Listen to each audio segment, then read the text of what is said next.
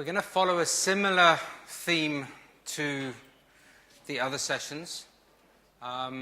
Because it's a smaller group, though, if you've got a burning question, you don't have to wait. Okay, you can stick your hand up, okay, and I'll try and manage it and keep myself on track. I think the way to start today, and it's been raised already this morning on a number of occasions around the shortage of healthcare professionals. And it's an issue I think my colleagues at the IFC are getting a little tired of me saying, and I'm a health industry specialist, so I advise on all the operational management related issues for any investment that IFC does. It's very easy to build this. It's very easy to put equipment in this. It's a little bit harder to get the right people to make it work. So that's really the background to this discussion now. And I'll just set the scene as we see it in just the ways of introductions. So we have Sharon. She's from Life Healthcare. She's a Chief Nurse Executive of Life Healthcare Group in South Africa, and she holds various leadership positions on committees and formal bodies in South Africa, and many academic achievements, including a PhD. We then have Francisco. You can put your hand up. Thank you very much. He's the Senior VP in Medicine and Health Sciences at Laureate, and I'll show you in the presentation about all of these organizations. He's responsible for strategic direction, operational business and health sciences at Laureate. He has many, many years in the health and education sector from an international and from a US perspective. We then have Stephen from DeFree. He's the president of the Medical International Professional and International Education for the DeFree Group, with 20 years senior experience in education technology and healthcare industries. And then we have Khalid from the Saudi German Group. He's the vice president of the Saudi German Hospital Group and one of the co-founders. He's also a doctor that specializes in orthopedics and spine surgery.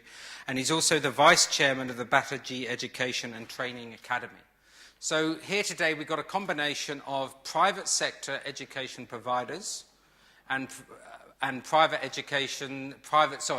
providers, hospital providers. So we've got the mix of those that are using the trained personnel and those that are producing the trained personnel.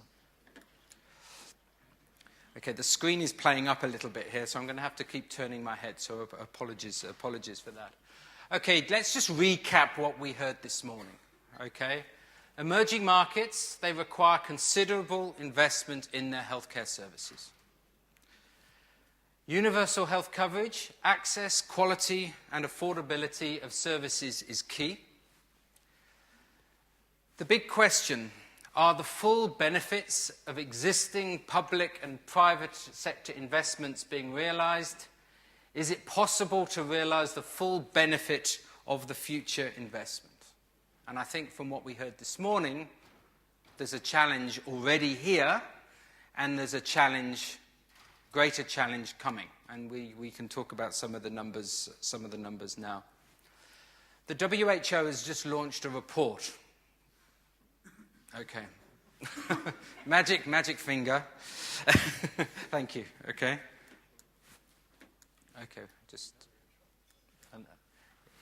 I'm just waiting for it to come back because I can't remember the name of the report off the top of my head.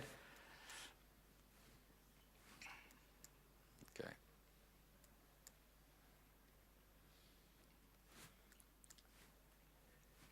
Okay, just bear with me there. It's all being fixed. Thank you very much. Thanks, guys. Okay. Let's jump through. Okay. The WHO recent report, A Universal Truth, No Health Without a Workforce. And I think that aligns to what we've definitely heard this morning and aligns with what we're all experiencing on our own organization. There's a lot of debate about the actual shortage, so if you can go and do a little bit of internet research, you get a number of numbers that jump out. And I know this morning Dr. Shetty used a slightly larger number, so I rushed off to try and figure out where that number came from. I've reconciled it. Current shortage of healthcare workers is at least 7.2 million and likely to rise by 13 million at least by 2035. This figure excludes medical technologists. So you add that on this figure, we're pushing probably closer to 18 million by 2035 is the shortage. Emerging markets takes the biggest hit. It has done in the past, and it will do in the future. If you look at the demographic spread of specialists in the USA, they're getting older, they're going to retire, there's going to be a shortage. Where will they go? Emerging markets. The vicious circle will start again. So the more we train, the more we lose in emerging markets. So we have to look at education in a slightly different perspective, and how do we train more? 35 countries in sub-Saharan Africa, they've only got one or no medical school. So everything we were talking about this morning, let's go back to universal healthcare coverage. Question mark. How can we achieve it if we don't have the workers? Okay, just a brief introduction why we pulled this panel together. First of all, Laureate. It's in 17 countries. It has 36 institutions, 138 campuses, and is training 175,000 health service students across the world. So we thought it was appropriate for them to be here, and we thank them for their participation. And as you can see, there's a growing spread. De Frey, again, lots of universities involved in nursing, medicine, 130 locations, 55 countries, 112,000 certificate and degree-seeking students globally, and more than 11,000 colleagues working worldwide within that group. So again, a worldwide presence and seeing what the issues are from a private education perspective globally.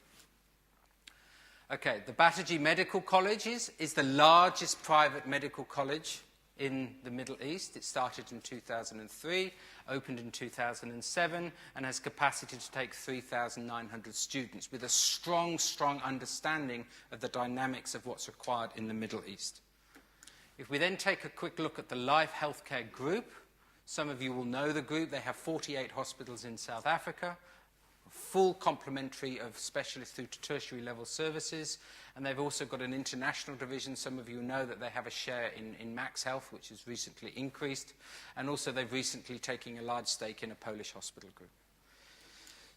So the aim of this session now is really to talk through these 8 themes, which I've split into the how and the what. The how is, how do we train more medical professionals through expanding training and development? I mean, we know that that's a need and an absolute necessity. Can the private sector help? So carrying on from the theme this morning, where we're saying the private sector can help in terms of healthcare service delivery, this discussion will be how the private sector can help in training more healthcare professionals. How is technology impacting on training requirements and the output? So how can we train more smarter using technology? And how is technology impacting on what and how we teach healthcare professionals? And a common thing that I've been told in engaging both from a developing emerging market is when we talk about health professional technology, quite often I'm being told the medical schools, the traditional medical schools, aren't embracing the use of technology in a lot of their curriculum. So how do we overcome that? Because we've heard this morning, technology is going to have a huge impact. How is the ease of healthcare worker migration impacting on emerging markets? I've already touched on that. What country-specific examples exist? What drives the ability to train more students in developed and emerging markets? So we're going to have a little discussion on the demand issues and the constraints. And again, some of the constraints we heard this morning are going to come back in the area of education. What issues limit our growth? And what are the future training areas of focus? But I'd like to make this interactive, so we have got a much smaller group. So if you have a burning question as you hear the responses, I think I can manage it. Okay, so we'll go for that approach. So I can now sit down. So I'm going to ask Sharon to start. I'm just going to ask Sharon just to give us an insight from a life perspective and a South African perspective in terms of the demand and the supply issue that life faces, and what particular examples and impact is she seeing on the way health services are planned and delivered. Okay, thank you very much, Charles. I just have to say, from a life healthcare perspective, we've identified the need to train nurses some 15 years ago. And that was just because life over a period had acquired a number of hospitals. And as Professor Chetty said this morning, with each of the hospitals came additional ICU beds. And so our first need was the need for ICU nurses. And so when the Life group decided to establish their own nursing college, the emphasis at that time was to train specialist nurses, especially critical care nurses and operating theatre nurses. And so we started off with about 112 nurses in 1998, and now we train about 1,400 students annually. We have 7 campuses because we have a national footprint, and we have hospitals throughout the country. Wherever we have a group of hospitals, we have a campus, which we call a learning center, and we train our nurses. So there was a need, and at that time, our public nursing colleges were going through their own transition. Post-94, there was a big need to restructure a lot of our colleges because, the better equipped colleges were for a very small minority group, and a large part of the colleges that were under-resourced were for the majority groups. And so they were going through their own restructuring, and with that came a reduction in the outputs from the colleges. So initially, private sector has always been dependent on the government to get their workforce, especially nurses. And so there was a sudden need to have your own nurses, and that is when it started. And I think the important point was that when we decided to start, we said we're going to do it properly as an accredited higher education institution, or not do it at all. And with that came a number of partnerships. And I must say, at the moment, we still have a shortage of specialist nurses. And as Charles mentioned, we recruit nurses at the moment from India because our specialist units continue to grow. And we cannot even meet our own demands, even though we train both through our college, and we have a number of partnerships with our local universities where we have students doing clinical masters there. So that is, the need, and it's the way we'd respond at the moment from a life health. I think before we go into Khalid, I'd just like to, it sounds as though we've got a huge circular flow of health professionals around the globe. So South Africa loses its nurses to Europe, so South Africa goes to India. And then I heard the other day that some of the Indian nurses, they get their initial training, if I'm correct, and then they move to the Middle East, and then they end up in the United States. So there's a huge flow, global movement of healthcare resources. Khalid, could you give us an insight from your perspective? Well, my story is a sad story. In Saudi Arabia, higher education was not allowed for the private sector for the past 50 years. So when the government started with the oil boom in the 70s, there were no school for medicine or nursing or allied health services at all. So we were totally dependent on expatriates. Then we have the first oil disasters in the 80s, where the oil prices came down, and the government thought that the private sector could have possibilities of opening the sector of medical educations.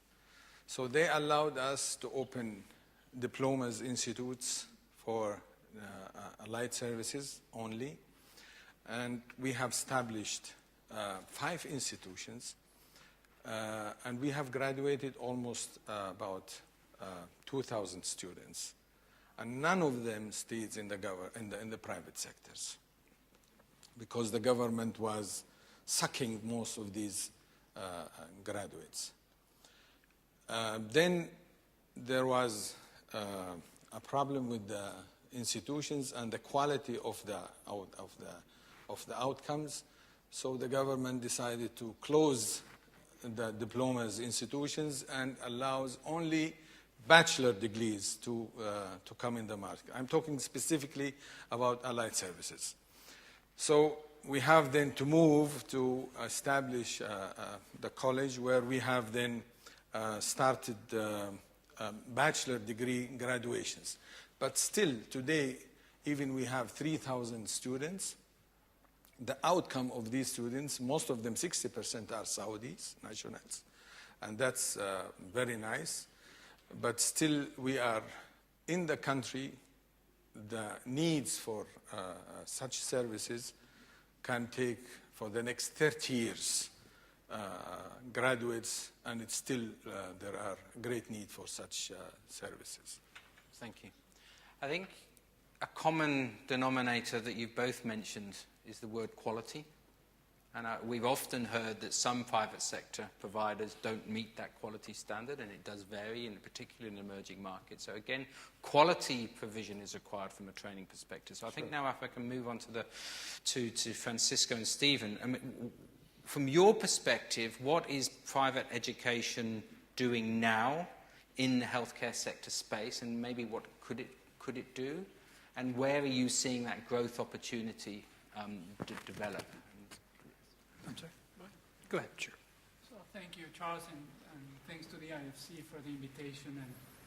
And as you know, since last year we're partners, so it's exciting to be in this forum, and we really enjoy participating. We have a very unique situation with our industry, because it's very hard to be in higher education in health sciences and not being in provision, and the other way around. Very hard to own a hospital and have a medical center and not being involved in education. That's very unique in that part of higher education sector, because of the reality is that about half of the time our students are in the provided side, are in the hospitals or in clinics being trained. So that interdependence, which was very well highlighted by the Lancet article by Frank and colleagues about cannot separate the delivery system and the needs of the healthcare system from the work in higher education. It's very, very important paper that is giving us a lot of guidance. So, and every time I hear those millions, the shortages, and it was 4 and then it's 5 and now it's 12 million. I see, obviously, a company like Laureate, we're the largest higher education company in the world, we see it as an opportunity. And an opportunity that I think we're taking good advantage now. We have trained about 200,000 students in health sciences. What you saw there is only our health sciences presence. We have almost 1 million students total for the network, 82 institutions around the world. And in healthcare, we have found an opportunity to deliver what we do best. And I think it's offering affordable quality education to people that couldn't go to either a very traditional elite public institution, which are usually very elite, and offer them the opportunity to either become a nurse and be having employment for life, basically is what a nurse profession guarantees, or becoming a doctor, after many, many attempts of trying to get into a traditional institution. So we see that as a tremendous change. We have 21 medical schools. We have more than 18 dental schools now. Veterinary nursing is huge for us. Every single profession, occupational therapy, physical therapy, nutrition, 95% women. There was a talk today about women entering the health workforce. Amazing opportunity there in the area of nutrition. Psychology, mental health, always forgotten and very much needed everywhere. So we're in every single sector, and we cannot really grow fast enough to meet the demand. Always we interact. We don't own hospitals, so we interact with the delivery side. We have a few clinics, but they're basically university clinics, outpatient. So very exciting opportunity to be in this market and being able to offer same quality of education for much less cost than the public does. Okay. Stephen? So I'll just mention 2 things at DeVry. We own Chamberlain College of Nursing in the U.S., which is the largest nursing school in the United States. We bought it 8 years ago. It was actually spun out. It was a 100-year-old institution. A hospital bought the new nursing school and the institution and spun it out, didn't want to be in the education business, interestingly enough.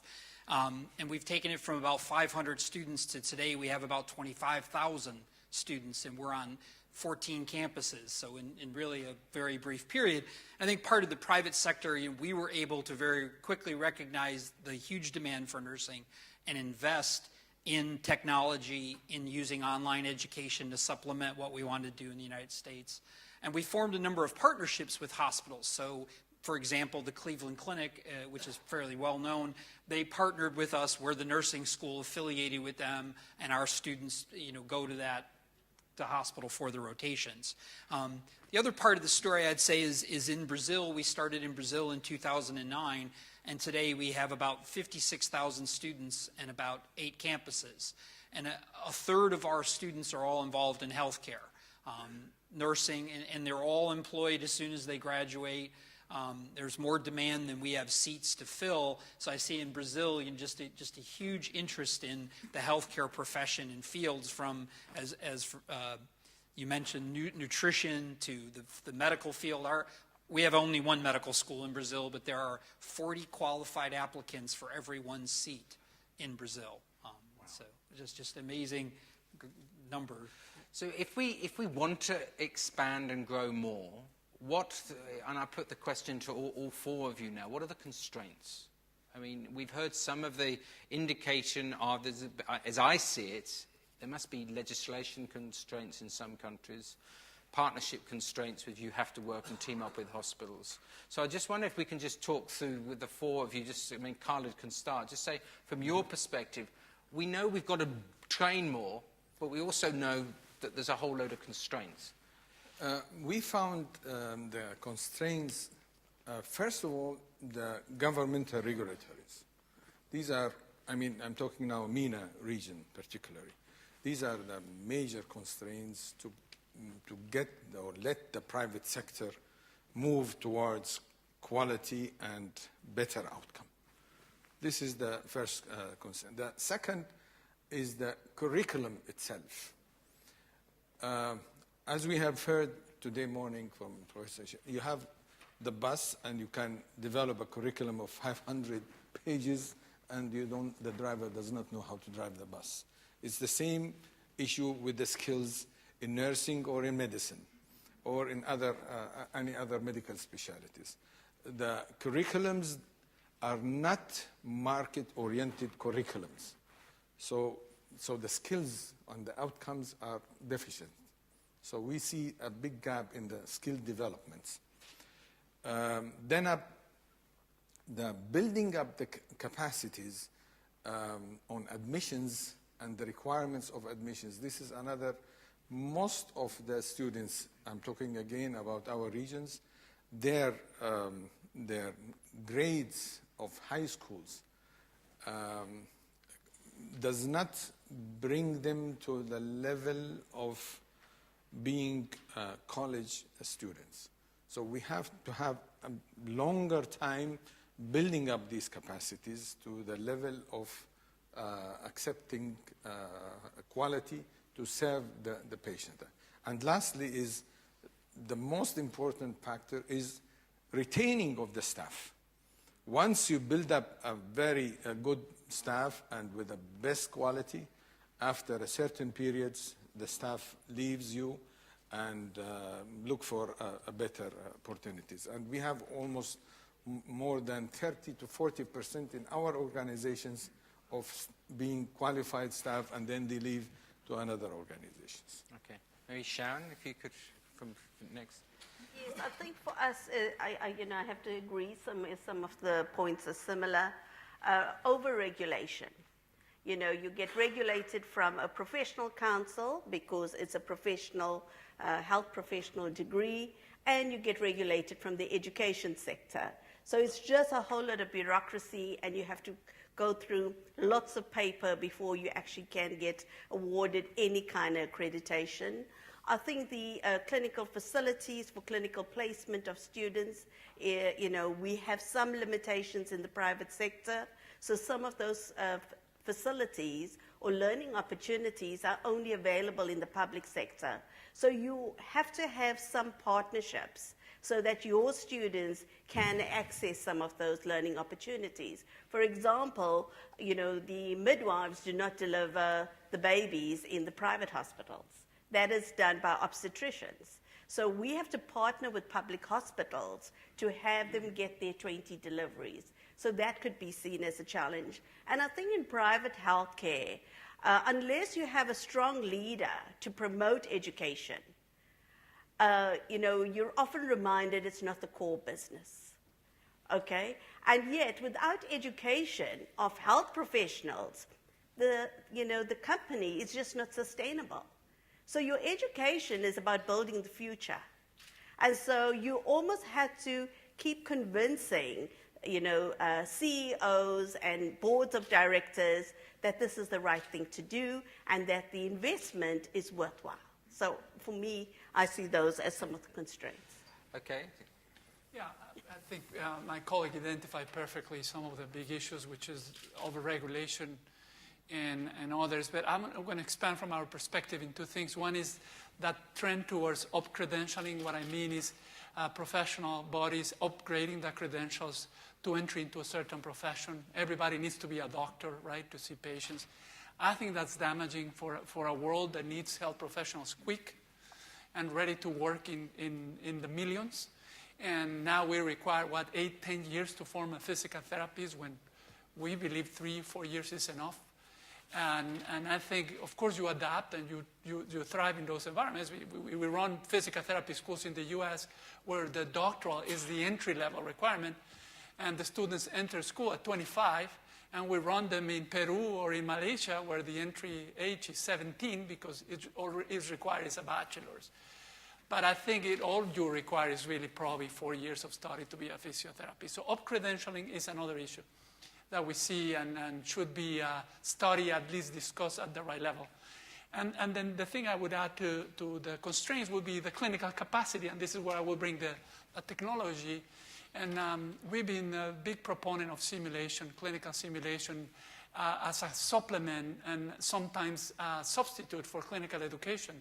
Up to some of the new articles, up to 50% of the nursing, for example, curriculum can be done with the same or better quality in simulation. So you see our dollars going more into clinical simulation labs and simulated hospitals and realistic wards versus microscopes.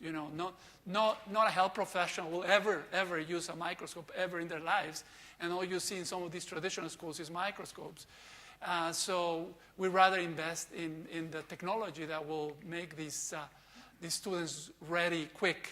So our 5th semester medical students look amazing after 2 years of working in realistic simulators. Our nursing students look like medical interns. So technology has been huge for us, and we see that growing more and more, not as a substitute for real patient encounters, but as a great supplement and a great technology that the students love.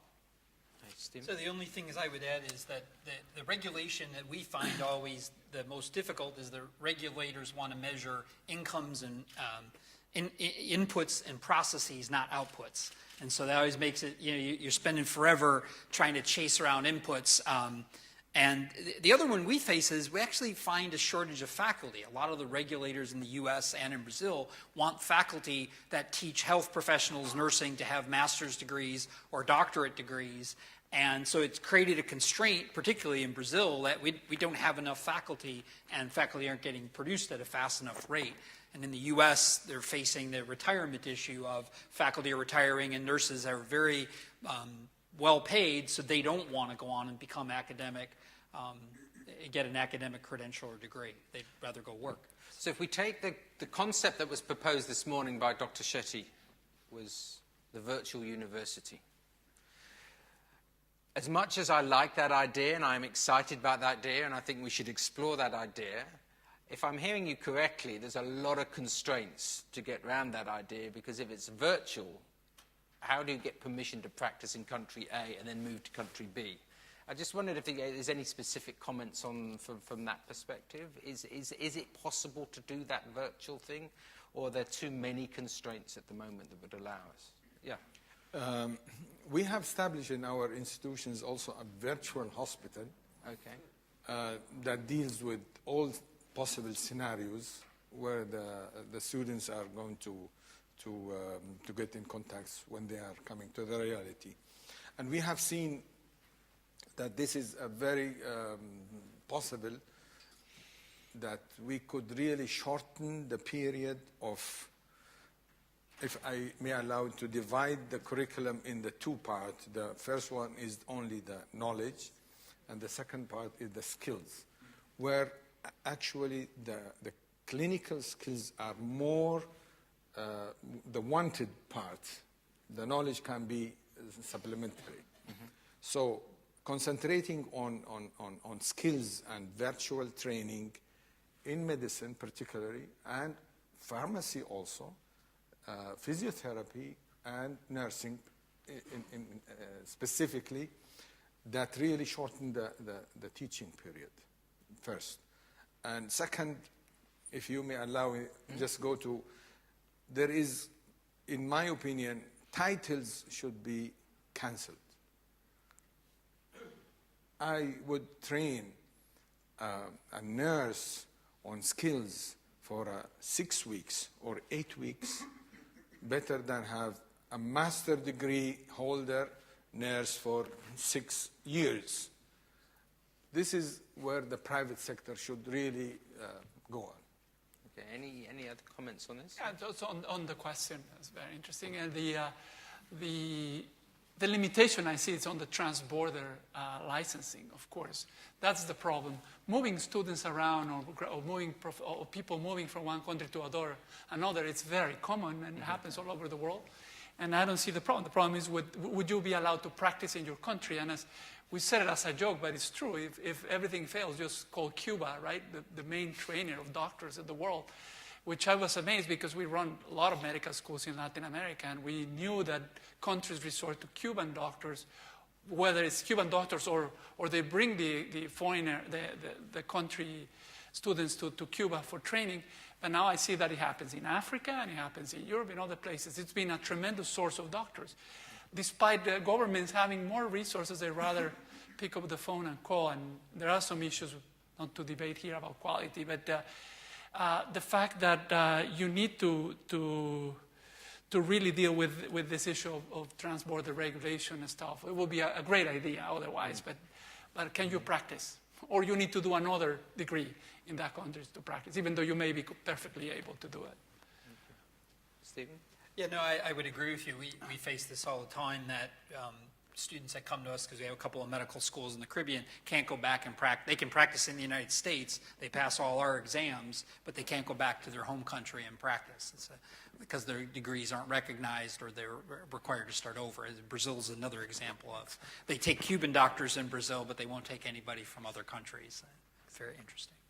Okay, thanks. So let's stay with that technology issue. I mean, as I see it, there's two technology questions. There's one, the use of technology in healthcare delivery, and we heard a lot about that this morning, this growth and use of technology. So how is that brought into the curriculum for training? But then also the use of technology in the training process as well. I mean, maybe Sharon, you can give us an insight first.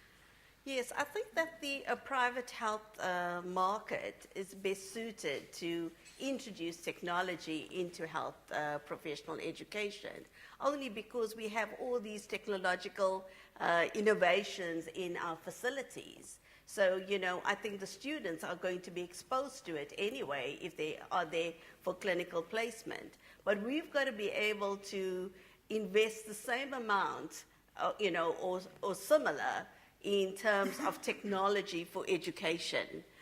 Because, you know, with the new generations, they're expecting that. They're not expecting to have big, thick textbooks and lugging it all over. They would like an e-reader. They would like devices. You know, so we're going to, you know, it's going to, if we don't change, the students are going to force it upon us. So I think that more and more educational institutions are responding to that, you know, just web-based testing. You know, a lot of institutions are doing that. And I think that it comes at a price. but it's worth investing because that's the way of the future in terms of education.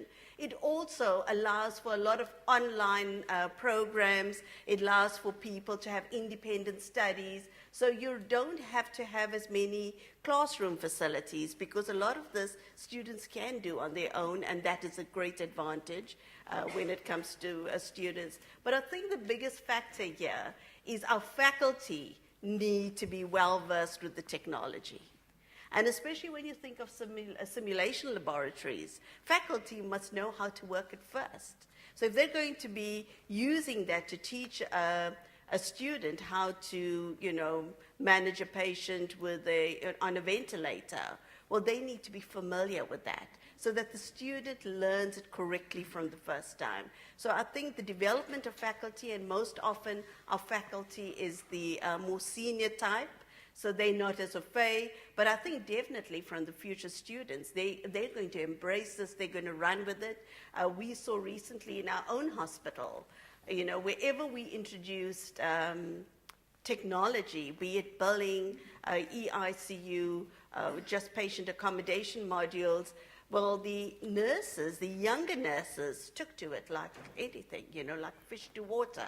But it definitely helped us with the generation gap, because for the first time, the young ones were teaching the older ones. And so that really worked, and I think it really tells us, well, we can't stick with what we currently have. We've got to move to the future. So we've got a bit of ageism going on here now as well. Okay, let's go.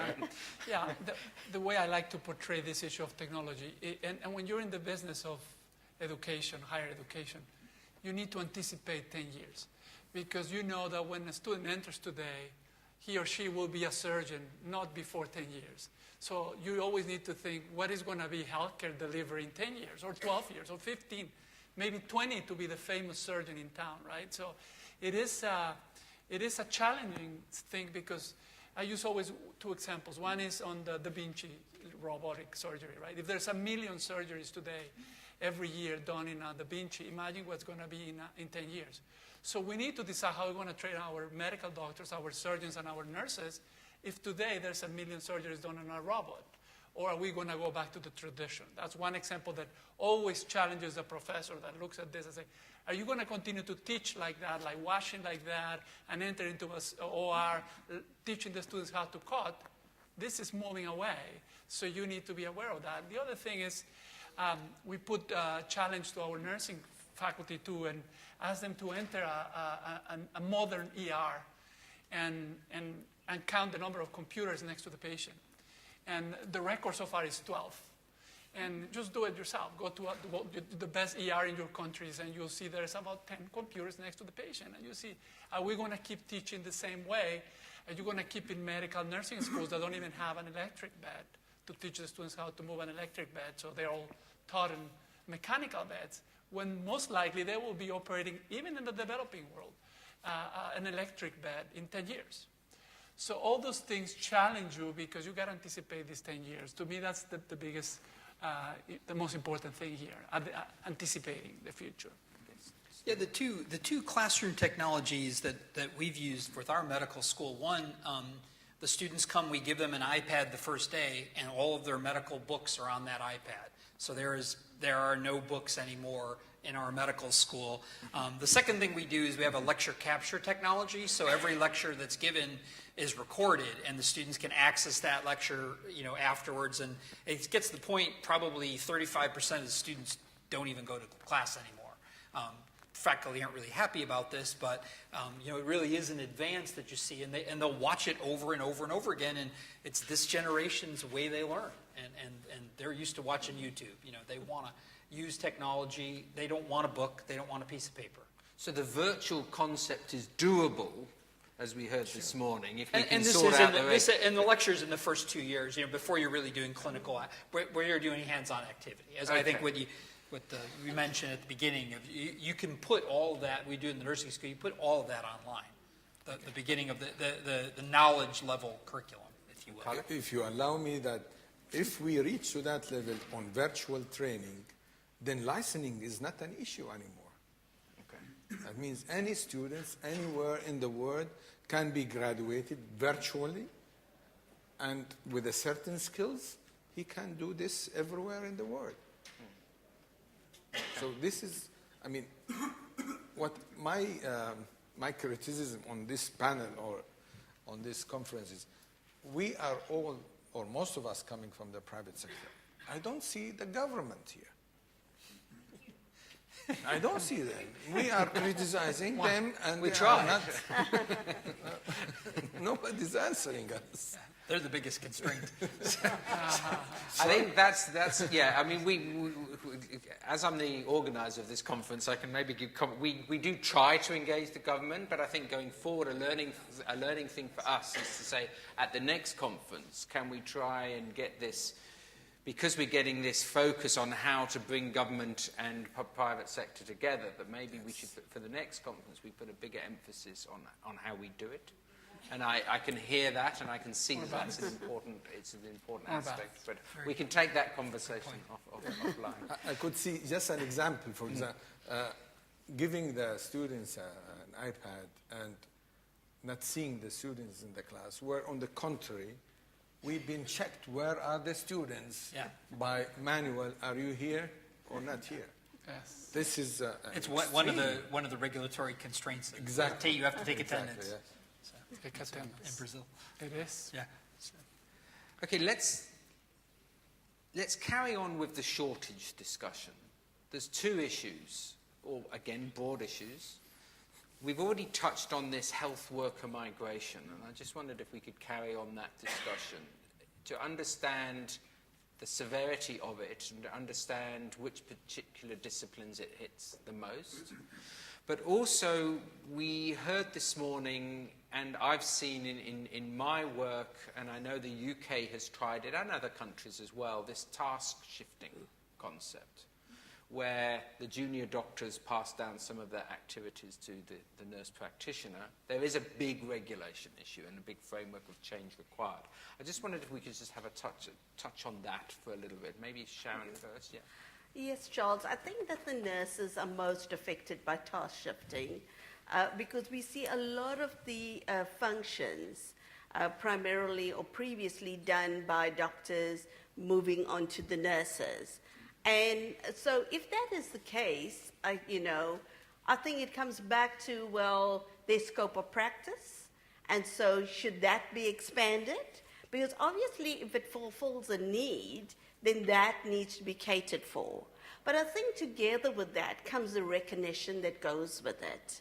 So yes, it's well and good for us to be transferring a lot of those functions onto nurses, but are we willing to give them the recognition for fulfilling those tasks and the appropriate remuneration as well?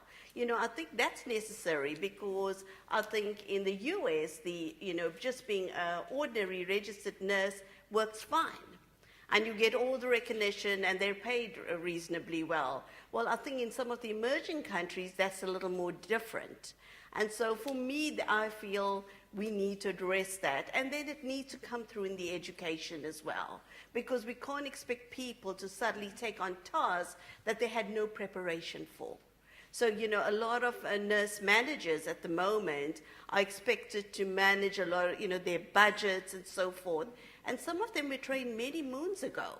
And so they battle with that. And so we need to make sure that the education is relevant to all of these changes that come about. And so that's how I'd like to see it. Relevant education. Yeah. Any other comments on that? Again, I talk about our area. I think the nurses in our area are underutilized. Great. So they are not, even they are certified, but they are not utilized well. And even the doctors are overloaded. So there is a mismatch between these both categories. The other issue is also the migrations or the shifting from because let's say in the Western countries, the nurses and the allied services technicians are well paid and well utilized. That makes the shift from the emerging countries to the Western countries more evidence.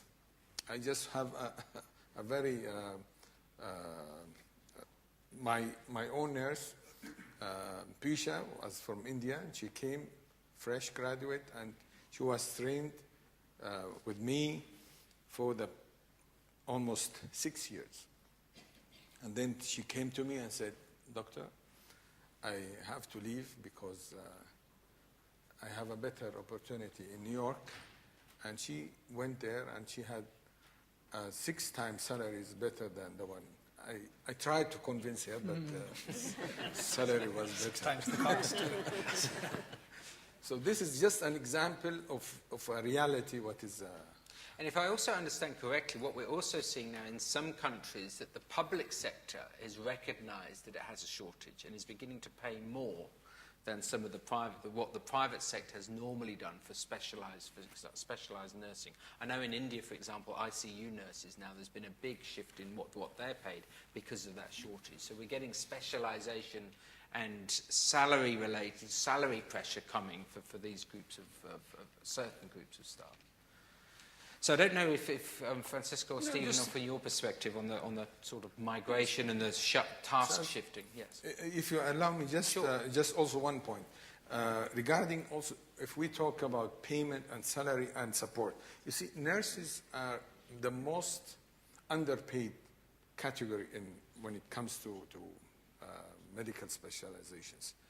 And what we have seen in our colleges, unless we find, and also these people are coming from societies that they are not well paid. So unless we shift and find a proper sponsoring to support these categories, we will never close the gap. And what I mean by sponsoring is if we take the specialty itself, and we find, for example, pharmaceutics, that they should be sponsored by pharmaceutical companies. Like nurses, they should be sponsored by charity organizations or hospitals or fundings. So these are, then we can really ensure that the number of these people can be more accepted in these professions and can be having a proper job, proper paid jobs. Okay. Yes. One more thing on pay and salaries, etc. You know, we see our graduates don't rely on government jobs anymore, even in healthcare, and many of them become entrepreneurs. It used to be only dentists, but now we see physical therapists and nutritionists and nurses. Everybody trying to find a space for their own business, and sometimes that forces us to include in that curriculum that entrepreneurial skills, which we do all the time, and the students appreciate that. Another thing is that there is unfairness everywhere. You know, I'm going to use an example from the U.S.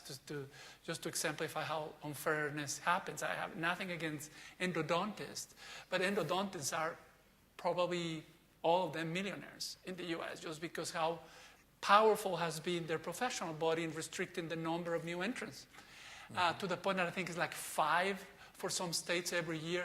That makes the case for, if you have an endodontic procedure in the U.S., it costs you almost $2,000. In Mexico, across the border, probably $50. So that profession has been really good about lobbying and keeping the same group smaller. And you have a group, for example, in the U.S. like veterinarians, a very hard profession that requires 8 years of study at least. Very important health profession, despite some countries you're still classifying that as agriculture or something like that. Is really a health profession. And very hard to enter veterinary school in the U.S. now, harder than to enter human medicine school. And the salaries are terrible for veterinarians. And that's unfair too. See, I could make myself unpopular now, but I'm going to use the term mafia. When I'm in some countries, and again I've heard this in the US and I've heard it from healthcare professionals and doctors, some of the health professional bodies act like a little mini mafia. Is that holding us back as well? Because we need to train more, but there's a supply and demand thing going on. I'm just, tell me I'm wrong. But is there an issue that we have to change the thought process? Yeah, we see it in Brazil. I mean, Isoteca Developing, both of us operate in Brazil. And I mentioned the 40 seats in the medical school, and the profession is limiting the number of seats. I mean, they're literally in the streets complaining about this, but the medical profession, I like to call it a guild instead of the mafia. That's a nice way of putting Since it. we're in Europe, I worked in a hospital for a long time, and the doctors were very upset at me, but there's a lot of guilds, and the guild is there to protect the guild. Okay, guild's a good word. And so, Francisco, from your perspective? Yeah, I'll just echo those things. same- It the could be, same. it could benefit from some more dialogue and more interaction with the professional bodies. Once, I don't know if this is true still, we run a university in Malaysia, and the president of the Pharmacy Council says that basically Malaysia cannot retain one graduate. They all go to the Middle East to do pharmacists because it's very high demand. I don't know if that has changed, but it's very challenging. I'm going to take, there's some hands going up, so I'm going to hold my questions here, but please go ahead. Let's make this interactive, please. Thank you. This goes for both the Life and Saudi group from a practitioner side. Andres Gutierrez from Mexico, we run kidney dialysis and diagnostic centers. And in terms of task shifting, problem we have is there's not enough specialists. Our specialists are the nephrologists. There's about 1,000 nephrologists in a country of 110 million people. To put in perspective of renal care, we have 5 nephrologists per 1,000 people with end-stage renal disease, compared to the UK, US, about 30. And so we can't get there from here. There's not enough production. We work actually with UVM. I saw that on the chart in Laureate. But we can't get enough nephrologists. We can get enough specialists. So what we've done is we've started to task shift towards general practitioners. And we've also task shifted from general practitioners to nurses. And we've task shifted from nurses to cleaning ladies, which we don't call cleaning ladies. We call them auxiliaries.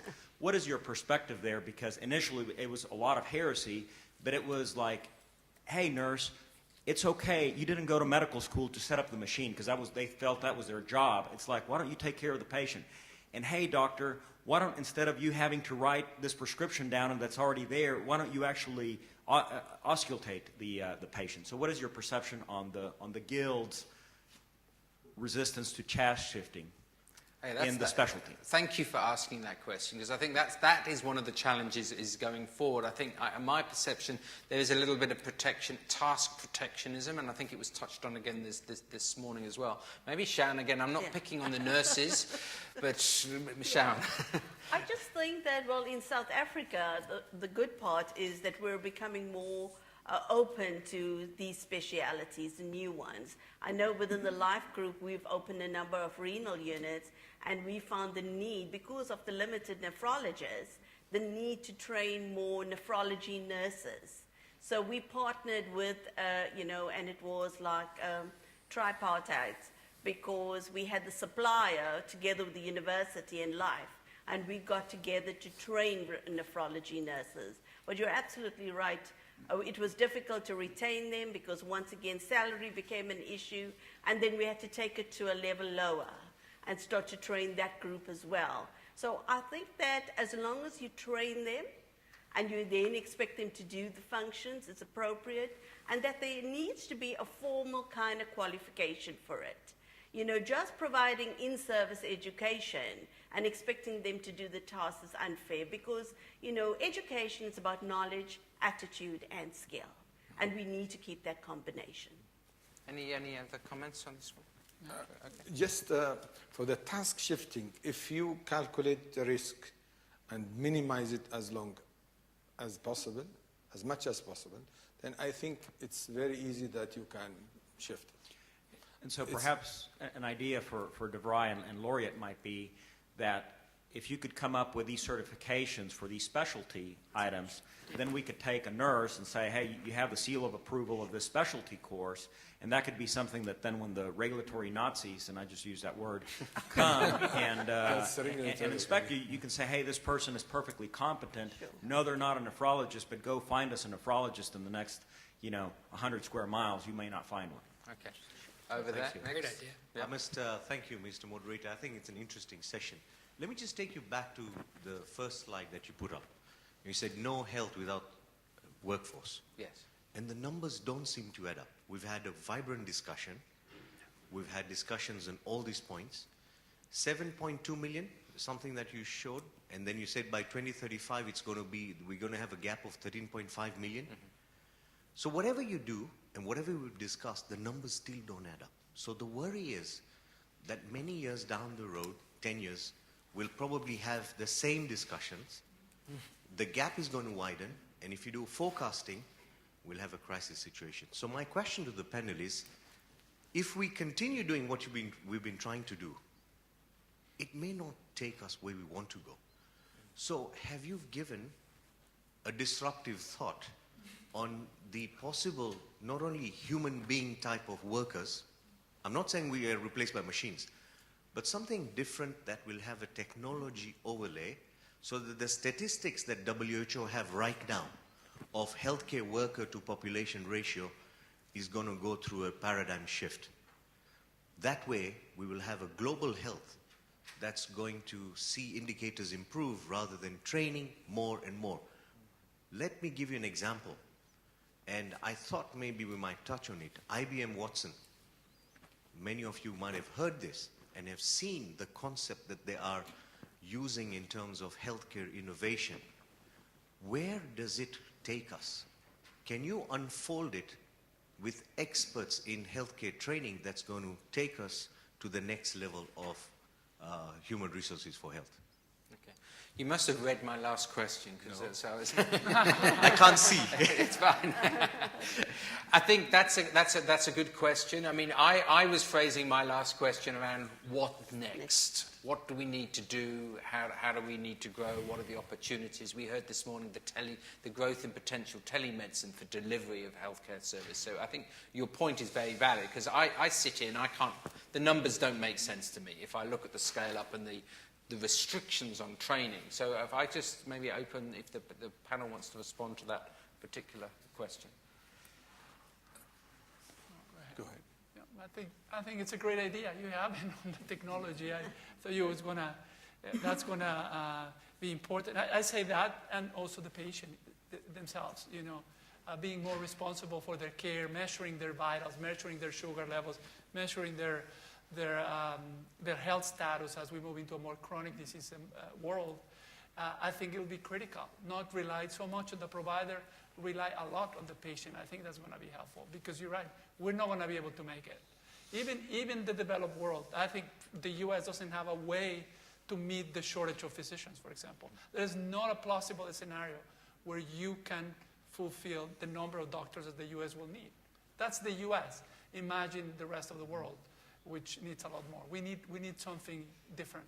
And I think they're going to divide up the tasks. You know, as we've talked about, they're going to push more technology people. And I think you're going to end up with this situation with the governments and the guilds, if you will, to go back to what I call it. There's going to have to be some pressure to move them forward and allow more universities, more training, because I think the demand is there. There's employment. So you've got this sort of supply and demand imbalance that you're going to start to see more pressure, I think, in a lot of countries. So. Okay. I'm going to go left, middle, and right. Okay, sir. Thank you very much. My name is Bernard Olayo. I'm with the IFC World Bank Group in Nairobi, working on the Health in Africa initiative. Part of our work actually involves working with the government, and unfortunately they're not here today, with the private sector to remove some of those legal, policy, and regulatory barriers that stop the private sector from coming in and doing more. I just wanted to highlight a few areas where we've seen progress or potential room for progress. In that, when we look at even the issues of migration, before people leave the country, they actually leave the countryside to come into the cities. So in most of these developing countries, the bigger problem is actually within the country, where all the few doctors, for example, Kenya has 30 or so cardiologists, but they're all in Nairobi, and there's no one outside. So the problem is much bigger in country before you get out, and I think innovative training solutions and task shifting options are there. But I think what we've seen working is that if there are tangible problems that have been identified that are stopping the private sector from coming in and training more, if you have a formal engagement, you can break those barriers. And in some cases, the way you want to do training requires you to bring specialized nurses or doctors from another country to start off the program before you transfer to the locals. but the rules may not allow you. For example, the Nursing Act of Tanzania clearly stipulated that the Nursing Council of Tanzania will register Tanzania nationals. That line alone simply means you can never register a non-Tanzanian national into that country. But those are things that we have realized that if you engage with the government, you can easily change the statutes if you explain to them why these things are important. But just on a lighter note, the only way to stop migration of nurses is to stop them from speaking English. Good point. I hadn't thought of it. Thank you. So what we're seeing from an African perspective, we're seeing that there are some lessons to be learned that we can start looking at over time. So there is the beginning, the thought process is beginning to happen, and there is beginning to be action. So I'm pleased to hear that.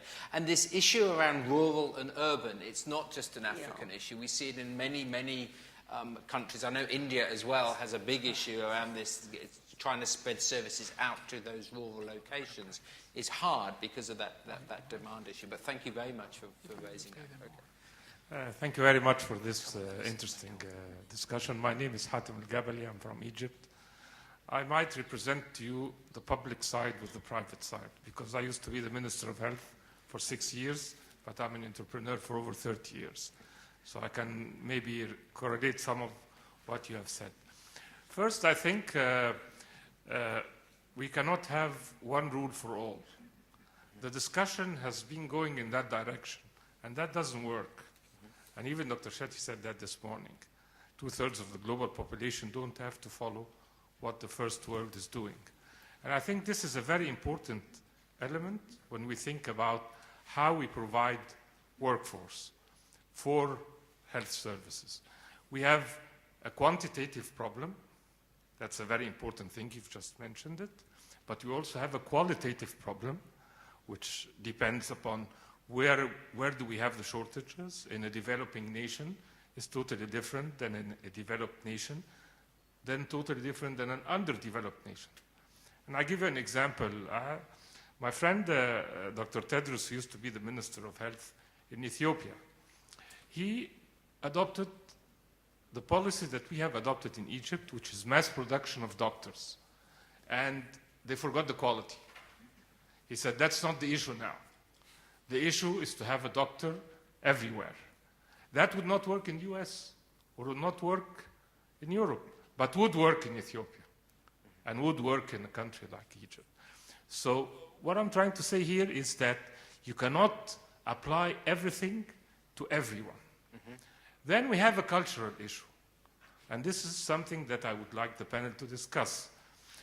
As Dr. Bataji said, for example, in our part of the world, in the Middle East, there is a diploma nurse and there's a bachelor degree nurse, and this one thinks higher of herself than the other one, and then the other one is always having a problem that she doesn't want to continue working. She gets the diploma and she stops working because she hasn't got that salary and hasn't got that status. That's a big issue. A cultural issue also is that many of the women in our part of the world, they get married. Even if they get the education, they don't continue. And this is a big problem. It has no relation to migration or salaries or things like that. Another issue I want to say also is the government versus the private sector. I can comfortably speak about that. When I went to public office, it was a very strange experience for me to find that those guys sitting in the government offices do not respect the private sector.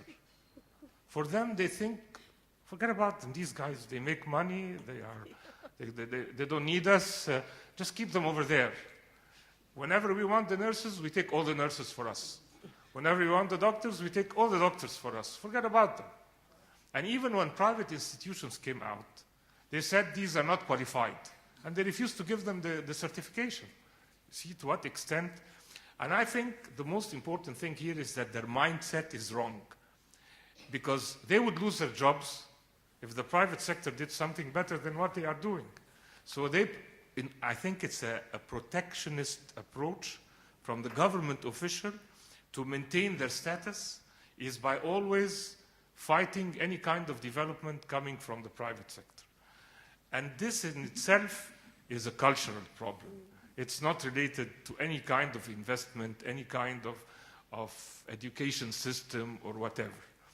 And I think in that respect, it is very important that the private sector come out with innovative solutions, which is the main theme that we have in this session. I mean, sorry to say, since we started the session at 4 o'clock, no one answered the prime question about that session. How do you operate with shortage of staff? I'm a hospital manager. I come in the morning. I don't have enough nurses, and half of them are out. They took leave. How do you run the hospital? This happens every morning in so many hospitals in the developing world. This is the real question. How do you solve that problem? And there are many innovative ways. Of course, some of them you have said, education, distant education. But, as you said, breaking down the tasks is very important. For example, I have a qualified nurse. I cannot make the nurse go get the blood from the blood bank, and then go get the drugs from the pharmacy, and then go and turn the patient around, and then go make sure that the sheets are clean, and then go make sure that the patient got the medicine the exact time. And I can do that job. I can give someone who is not a nurse at all, to do some of those jobs. I can have a porter training, for example, how to turn the patient side, right to left. So I'm saving my nurse for the proper job. And this is something not so many people think about. They just want the nurse to do everything that's in the book. And that's not going to continue. This is not going to happen. Cannot go on, because the shortage is there, as my colleague said. It will remain there for the years to come, until maybe 50, 100 years or whatever. So we have to, my point is that the distinguished panel and the people here in the hall should think of creative ways, because this is a problem that faces every hospital manager and every health institution every morning in his life. Maybe not in the US, in Mass General or Cleveland Clinic or so on, but it's definitely in Brazil, definitely in Egypt, definitely in Ethiopia, definitely in Kenya, definitely in Europe even. And this is where we have to come. We should try to break down the profession into subdivisions. We should not, okay, we want a nurse that has a bachelor degree and studies 6 or 7 or 8 years and do everything. But at the end of the day, she can't do everything. So why not take the jobs that she can not do at this point of time, and we can do to much simpler people, and use them to do that job. The last thing is, in many countries in the world, there are many people who have no jobs, although they are university graduates. For example, lawyers, accountants, and so on. And there we could have accelerated training programs to take those people and train them on very specific medical jobs, whether being technicians, pharmacy dispensers, and so on, and use them in our system. This way we can utilize our resources much, much better until we solve the problem, maybe after 100 years. Thank you very much. Thank you. Can I ask Khalid and Sharon just to respond from the care perspective, and then Francisco and Stephen, maybe you can from a training perspective on those last comments. I really do agree with Dr. Hatem what he stated, but we were concentrating mainly on educations. Yeah. Now, when it comes to the job itself, we have still, this is another issue that the panel does not issue it and discuss it. But in case I say the skill shifting is a very innovative way to spread the job and to concentrate on certain skills. And there are a lot of people in the society, they have educations and they can do these skills, and they don't need to be qualified or have a certificate. Okay. This is something innovative. I think additional innovations is the promotions. This is something that we were having in our group, that we promote distinguished staff to a certain level, also with renovations. This is something that promote the staff to stay and have a stability in their job. These are something that comes just from my mind for these questions. So some of the things we've done in South Africa is introduce what they call the mid-level worker. And the mid-level worker is really people that are trained at diploma level, school leavers, that have an interest in healthcare, and they're trained in the different fields. So we have mid-level workers for pharmacists because we have a critical shortage of pharmacists. It's a BSc degree. So, you get a pharmacist assistant trained at diploma level that can take on some of the duties from the pharmacist, freeing the pharmacist to do critical things. So that's how they're introducing these mid-level workers. I think in nursing, it is difficult in countries where you only have registered nurses. We had our Nursing Act changed in 2005, where we created 3 categories of nurses. The bachelor's nurse will always be the registered nurse. We need fewer of them. But what we've done is created a new category called the staff nurse. And that's a diploma-trained nurse who is trained on health assessment, treatment, and care, but she will not necessarily take management positions. So we have more hands-on nurses, and of course then we maintain the nursing auxiliary, which also is a lower level nurse that can take on some of the tasks. So the better qualified nurse is definitely there to oversee patient care and to coordinate patient care in the unit. I think that staffing and scheduling is every hospital manager's nightmare. That you arrive in the morning and you don't have staff. I think that has allowed a number of what we call nursing agencies to come up. They are people that are able to find nurses for you at short notice. They have a bank. Some of the hospital groups have been a little more innovative, where they have regional nursing banks. And see, these are nurses that will register. They will give you a schedule of their availability, and there are people that you can call at short notice to come in and assist you for peak hours and for specific shifts. So, there's been a number of new, innovations around what can we do, because the hospital has to keep running. And so, do we use less qualified staff?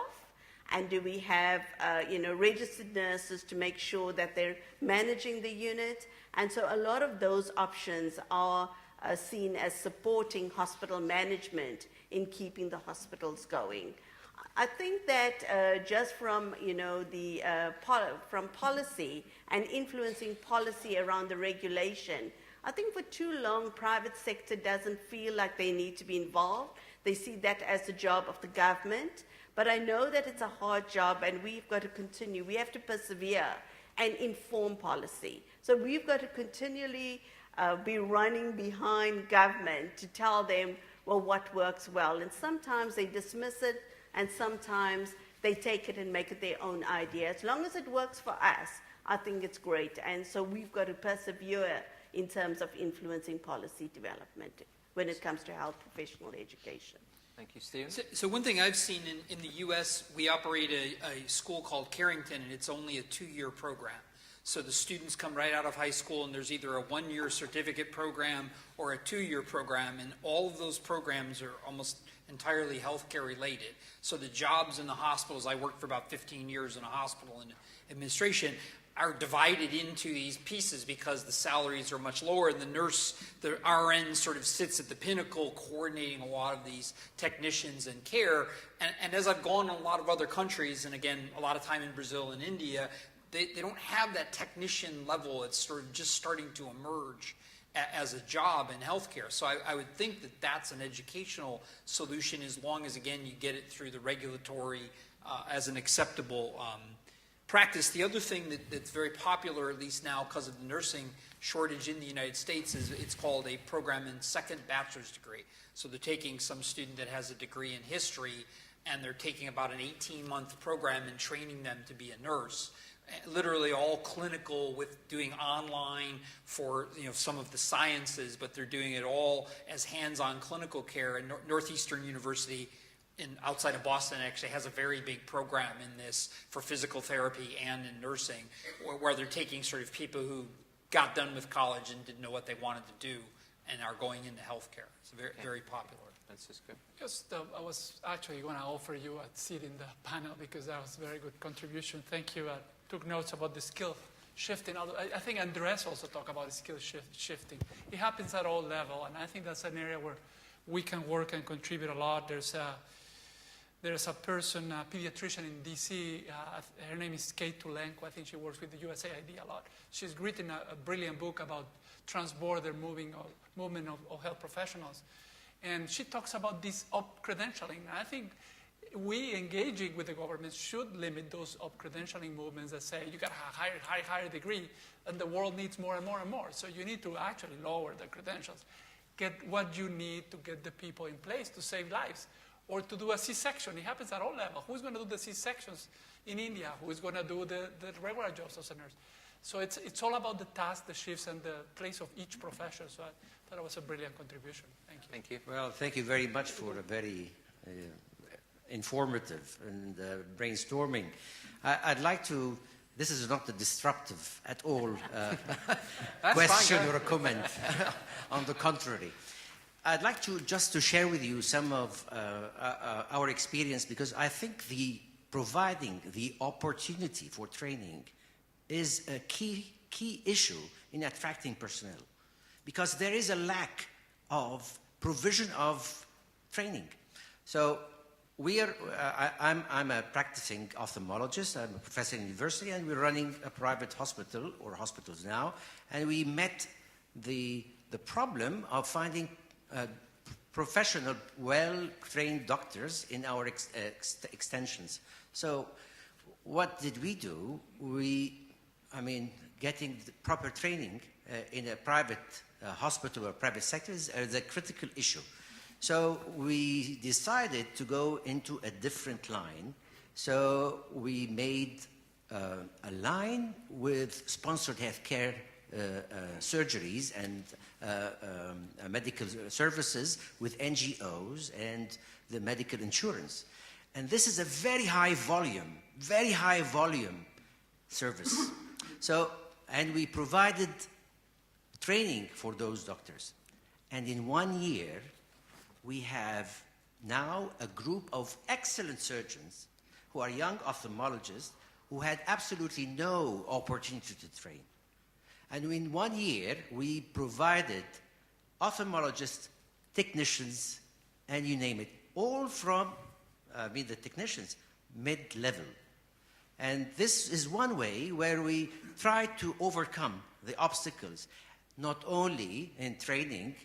Now we have these group where we're able now to expand and getting another generation to take over, but we have provided our social responsibility as well. So this is a balance. And this is just a model which I just wanted to share with you. But thank you. I appreciate that. I think what's coming out to me, there's lots of good examples out there, and we need to start exploring how we can start sharing these models both within the private sector, between regions, between continents, but also within the governments as well. And I'm picking on your particular point there and linking back to what we heard this morning. It's also how do we maximize the utilization of the health professionals we've got as well. In emerging markets. So we're making sure that we're using them to their full potential for the professionals that we've actually got, particularly where we can push more volume through as well. Can I just, yes, please, one question to the gentleman? Yes, okay. How did you license them? No, they are, there is a question. That's a good question. We are part of the world. We have quantity of doctors, and they are not well qualified. So these are doctors, and they are ophthalmologists with no proper training. They need the training. So they have the license primary. Yes. Okay. Thank you. I'm Somya from the Myanmar. We are more seriously shortage in all area, not only the nursing and we also shortage in the specialist doctors. We have the 55 million people. only 8 nephrologists, 4 or 5 neurologists, neurosurgeons, also not more than two hands, you know. Part of the time, majorities they working in the public government hospital. The part time they working in the private hospital. You can see all the nameplates, all the private hospital are same name, so attracting the market. That's becoming the spoil to our private sectors because all the doctors they are above the hospital management. For example, if we making the appointment for the patients 3 o'clock, for example. So doctors coming for the 6 o'clock. So we're facing such kinds of problem. This is first shortage. The second shortage of the same thing, the nurses and then all areas we are shortage. We are training them different level of the educated, not from the medical background. So for example, we have the properly for the X-ray technicians, then we train under them, for the properly we train. Then we're using the same thing, the pharmacists also, no pharmacists, only 1 or 2 pharmacists, the rest we are training them. So properly we're training them. The thing I'm so very interesting, how you retain, after the train a few years, they pay the salary for 6 times. That's very interesting. If any ideas, how we retain all our staff and then Pay more. And if some ideas one. So that's becoming the spoil to the service. Thank you. So just any Sharon, I mean, the retention issue is a big problem. I think retention is a big issue because just education on its own is going to give you the supply, but retaining them is a bigger problem. And there is no formal college for retention. So I think you need to have a retention strategy, you know, in terms of what are you going to do. One of the things is, well, what kind of career ladders do you have for these people? Because after a while, most people get bored and they want to move on. So some of the things we've created is that you could either have for the nurses a management, an academic, or a clinical career ladder. So they have some choice. And linked to that, there's some education that goes with it. So we were able to kind of create some glue to keep them in the system by creating those career ladders. I think for lots of people that they need to have some job satisfaction. You know, so the whole thing about the multidisciplinary team, you know, respect from their colleagues. You know, many of the nurses feel that we talk about teams, all right? But you know, that the doctor is still the one that everybody, especially the hospital management, responds to the first. You know, if nurses need certain items, it takes longer for us to respond to them. But if the doctor wants an item, well, he could be one person, but we are willing to agree because we want to retain the doctor. And we have terminology like we say, well, that's a high revenue generating doctor, so we can't lose him. You know, well, we also have high-value nurses. And so we need to think about that. So the whole thing about the multidisciplinary team, and I think that was something I was going to say in my closing address, is interprofessional training is going to be the way for the future. We're going to have them train together because, you know, it's about the cultural issues. You know, we train in silos, and then we ask them to work together. Already the hierarchy has been built. Right? We know who's the first amongst equals, all right? And we know who are the plebs in the real team. And so it's really important for us to think about, and I think the Lancet had a report recently on interprofessional training, and I think that is going to be the way to go, especially now that we have task shifting. So we'll have clearly defined roles, but we'll know exactly what people are expected to do, and we will start to respect each other. And at the end of the day, the patient has to benefit. We've got to enhance the patient experience, and I think that is, you know, what I would like to suggest. Okay, thank you. I'm going to take one last question because we're just about hitting time. So please, Emmett. Okay, Emmett Moriarty, board member of AAR East Africa and advisor on private equity and emerging markets. I've got just a specific question on a slightly different angle. Most of the conversation has been about clinical stuff. But one of the issues I find again and again is there's a severe shortage of qualified management staff for hospitals in emerging markets. Now, without going into all the ifs and buts about that, in response to that, there's been an emergence of management services companies, one of which is sponsoring the conference. I'm just curious if anyone on the panel or anyone in the audience has experience of using these companies without naming names, and what that experience has been. It's a good question. I mean, it was put to me in India probably about 6 months ago, where we were talking about the supply of healthcare professionals, and it was with a CEO of a relatively large group in India, and he stopped the conversation. He says, look, we've talked now for 45 minutes on the healthcare professionals issues. I've got a bigger issue. I can't get enough good operational managers into my hospital. So, Emmett, I'm really glad you've raised that point, because it's not just a healthcare professional issue. There's a management issue as well, and I know some of the hospitals are turning over to working more closely with both management groups from the US, from the UK, and we're seeing Indian hospital groups coming and helping in Africa. So I'd maybe open that up for comment, and I'm pleased, I would welcome comments from the floor on this, and then we can close the discussion. Emmett, thank you for that. Any Carla, would you like to make any comments? All the time I enter a speech to the students, because we have a program for hospital management. And all the graduates from this program are employed in the group, in our group. So this is a very serious issue. And I convinced also my daughter to go in this program, and she's already employed in the group. So this is the real need for management staff to underline this part of the needs in management skills. Francisco? And from our perspective, I would say that the need doesn't always correspond with demand. And the management degree for health management or health administration, health services, is usually a master's degree, so it takes long.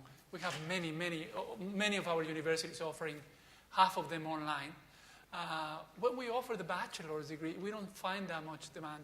Perhaps because if you're studying business, why limit yourself to one industry? Just study general business and then pick a career. So those bachelors in health management, for us, are not very successful. The master's very successful, but it takes a long time. And they're highly qualified, their master's degree. So it's another opportunity. No experience with the groups. What we've seen is when I worked in the hospital for many years, hire people with business degrees and teach them the healthcare piece. That worked better. And then we'd have accelerated programs for physicians or physical therapists or nurses who wanted to go in that career, and they take it online. Now you could do sort of a one-year MBA. I mean, I think we just learned you had to kind of train your own. It was a very long process, but you get started. But I think the challenge, the question was very clear. Did anybody has any experience with management companies? Yeah, we said no.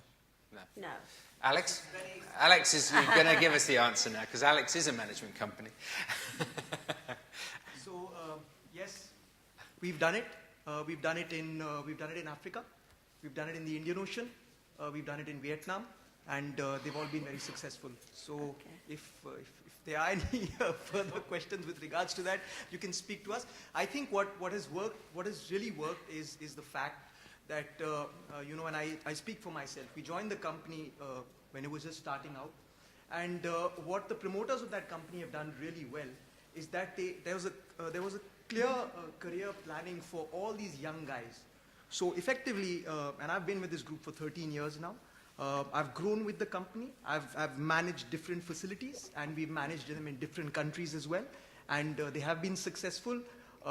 To answer your question, I think one of the things that can help with this staffing issue is and I was going to touch upon it in my session tomorrow, but it is actually partnerships, and it is global partnerships, and there are many ways that this can be done. Sangeeta spoke about it today with Apollo, starting up a hospital in Tanzania. Our group is looking at doing it in Africa. So yes, there are case studies. They have worked, and I can share further with you. Okay, Sharon, I think we'll take the last comment. And I just want to say, perhaps if you use any company, you have to ensure that it's customized for your needs. You know, using generic programs off the shelf won't work necessarily for you. So one of the things we do is work with the business school, but we customize the program for our needs as a group. Okay, I'm going to take one last comment because time is pressing. So. Just a quick comment for Emmett. It's not, again, one rule for all. If you're looking at the top of the hierarchy, that's an issue. And then if you're looking at the mid-management, it's a totally different issue. If you're looking at the top of the hierarchy, that's a very big question, doctor or an administrator. And that's a big fight. And there is no answer for everyone. But if you're looking at the mid-management, I'll tell you my personal experience with management companies and with staff. MBAs have no value. If you find you should pick up your own people who are brilliant and who have the drive and the loyalty to the organization, and these are the ones you develop over the years. The MBA guys are guys who take degrees, and then if they find an extra dollar, as you said, in another organization, they will just leave you. So my personal experience is separate the top management from the middle management. That's an important thing. And then decide if you want to have a doctor on top or an administrator. While mid-management, it has proven by far that if you have your own people and you're able to have a succession plan and train those people, the loyalty becomes a very important factor for the development of your organization. I'm glad you raised this, and I mean, we have run out of time, but many years ago, and Emmett, you'll know this from the UK. The UK, the National Health Service, they had a management training program where they took young graduates out of university, and they did exactly what you did. They brought them in, and they trained them in the different aspects of the hospital. So they actually understood how a hospital worked from every different facet, and then they would migrate. So there was a career progression where they could become an administrator level, and then they could come up to a senior level. And it worked well, because they understood. And you can't run a hospital out of a book. Exactly. You've got to understand the dynamic. So thank you very much. This has been a very stimulating conversation, and we probably could have gone on and on and on. It's something that we as the IFC are very much aware of, that education is a need, and it's something, medical education and health professional education is an urgent requirement, and it's something that we're going to look at actively ourselves, but also now more closely with the World Bank as well in partnership. And I hope that in the future that we will have a specific dialogue around this. And probably my immediate takeaway is be nice to nurses and pay them more. Okay, thank you very much.